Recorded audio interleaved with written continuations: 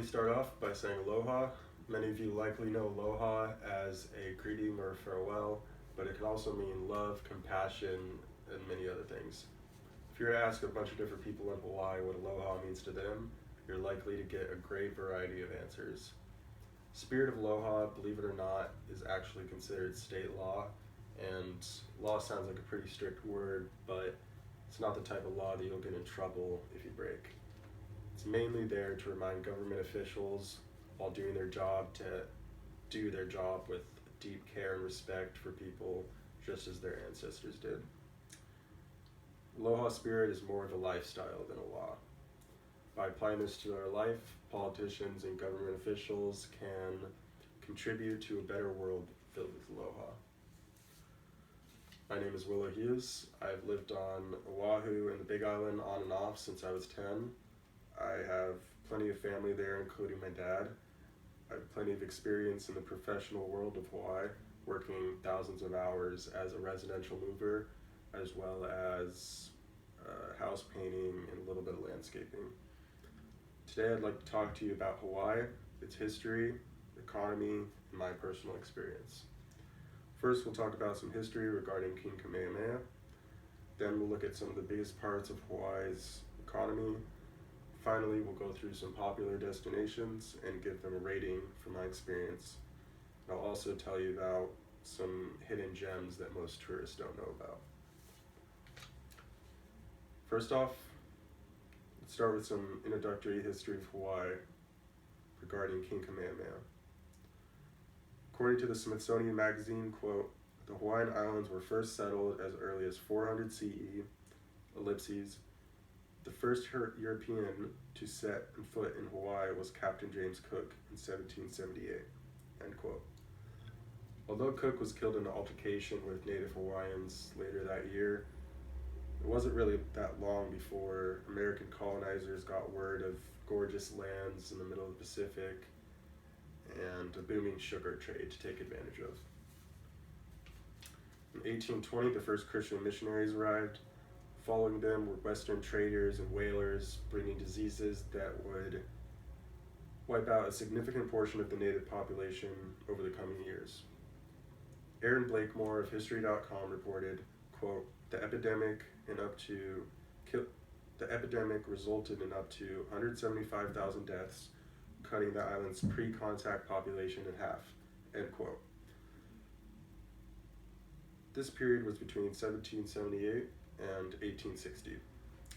Around the time of Cook's arrival, Hawaii was a monarchy. The king of the time was King Kamehameha I. He was known as Kamehameha the Great because he was very smart when it came to the art of war, and he historically united all of the islands in 1810. When King K was little, he was sentenced to death by his father, the king of the time, because of a prophecy that foretold King K overthrowing his father and uniting the kingdoms. According to an article called Kamehameha I by the editors of Encyclopedia Britannica, quote, the infant prince was ordered to be put to death by Alpi, but was reared secretly and grew to manhood, taking the name Kamehameha, meaning the very lonely one or the one set apart, end quote. He was taken to the mountains by servants of his mother, raised him to adulthood, and when his father Alpi died, his uncle appointed him king, and he went on to fulfill his prophecy. After many years of conflict, he unified the islands into one royal kingdom in 1810. So, now that we've gone over some of Hawaii's triumphing yet tragic history, let's get into some of the stuff that's more relevant to current events. Next, I'll be sharing some interesting facts about the biggest drivers of Hawaii's economy. Did you know that almost 1/3 of the world's supply of commercial pineapple comes from Hawaii's pineapple plantations? The agriculture industry is one of the most important parts of Hawaii's economy next to tourism and military. It consists of pineapple, sugarcane, coffee, other fruits, flowers, etc. According to 2hawaii.com, it provides over 40,000 jobs and generates almost $3 billion annually, end quote. 40,000 may not sound like a lot, however, Hawaii's population is only 1.4 million, so that actually comes out to being a pretty substantial 2.8% of the population. While Hawaii's coffee industry may not be the best in the world in terms of size, it is compared to the rest of the states. HawaiiCoffeeIndustry.com reports it is, quote, the second most valuable commodity produced in the state of Hawaii, with an annual production value of 48 million, and representative of approximately 900 coffee farms over each of the islands, end quote. Hawaii is in fact the only state that even grows coffee. And not only that, in my opinion, it is the best coffee out there. Before any of you coffee connoisseurs or junkies get on me for that, you're gonna actually have to fly over there and taste some fresh, organic Hawaiian coffee, because the stuff you're getting here is sprayed and shipped 3,000 miles, so it's not very representative. We all know Hawaii is popular for tourism, but it's likely that half of you have been on a trip there, but do you really know how popular it is? Out of 10 million visitors to Hawaii in 2019, according to the Hawaii Tourism Authority, quote, visitors to the Hawaiian Islands spent $17.75 billion in 2019, end quote. The next paragraph reports, quote, spending by visitors generated $2.07 billion in state tax revenue in 2019. Additionally, 216,000 jobs statewide were supported by Hawaii's tourism industry in 2019, end quote. The second biggest job source in Hawaii, specifically Oahu, is the military. BizJournal.com states Oahu has a total labor force of 501,779 in 2010, with 38,936 armed force members at the island's military bases, end quote. That comes out to 7.8% of the population. The reason there's such a large presence is mainly because of Hawaii's position in the world. Its position allows much quicker action to be taken if the need to send troops or supplies to the eastern parts of the world, such as China or Japan, becomes necessary. Also, an interesting fact is that the mountain pass near Pali Highway is actually, lots of it is actually hollowed out, and military trucks go in and out of the mountain often. There isn't much info on it available to civilians, but I have heard from some people that work in the military that supposedly there's rumors that there's like a whole city under the mountain. So that's pretty cool. Now, after learning about some of the analytical parts of Hawaii, let's throw out all the factoids and give you my opinion. I'll be going through some of the more popular tourist attractions and give you a rating out of 10. And I'll share a few hidden gems of Oahu that most tourists do not know about. The Isle Sights Unseen helicopter tour.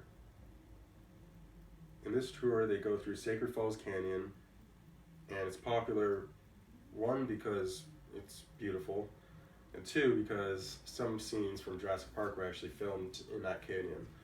So there's some cool film history behind it. So to be completely honest, I've never been in a helicopter before, much less this tour, but I have a few reasons that I'm going to rate it a 5 out of 10. For one, I have been on a trail hike and that goes through the canyon, and honestly, you should just do the hike instead. It's short, pretty, and you actually get to swim the waterfall instead of just looking at it from above. Next up is the North Shore Activities Tour. This could be a helpful guide to get around the single best part of the Hawaiian Islands, the North Shore of Oahu. It's famous because it has the best shaped winter waves in the world for surfing, and my dad actually lived there for about 10 years. There's plenty of other things to do besides surf, such as swimming with turtles at Turtle Beach, sharks at Sharks Cove, shopping at Haleiwa, and more. I rate the North Shore a 10 out of 10. This place has the best waves, and the happiest people in the entire world. I guarantee it. Now for some hidden gems. First is the Stairway to Heaven hike. To anyone that's lived in Hawaii, this really isn't that unknown of a hike, but tourists don't really know about it. From someone that's done countless different hikes around the States and in general, this is by far my favorite out of all of them. It's about 12 miles plus a whole lot of elevation. The hike is cool because at the top there's an old World War II bunker and satellite. They call it a stairway because on the way down there's thousands of stairs built 80 years ago.